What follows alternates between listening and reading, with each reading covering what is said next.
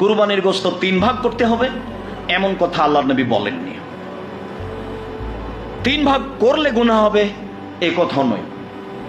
কুরবানির গোশত ফেরত নিলে, দান করার পরে ফেরত নিলে যেমন বমন করে আবার মুখ খেয়ে নেওয়া হয় তেমন এ কথা নয়।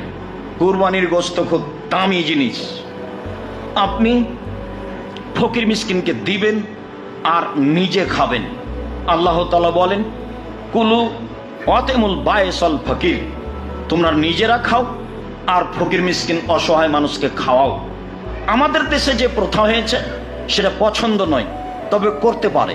কি প্রথা হয়েছে? আরে 3 ভাগ করো, করে বলে 1 ভাগ ফকির মিসকিনকে দাও, আর 1 ভাগ আত্মীয় স্বজনকে দেও খাও, আর 1 ভাগ জমা রাখো। তাহলে কুরবানি দিয়ে আত্মীয় স্বজন বজায় রাখতে হবে।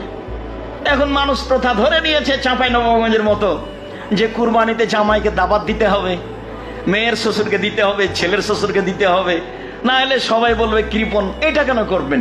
একটা বড় মাছ কিনে আজকে দিয়ে পাঠান, এর নাম হাদিয়া। কেন আপনি এইটা দিয়ে সম্পর্ক বজায় রাখতে হবে? এদিকে গেলেন কেন?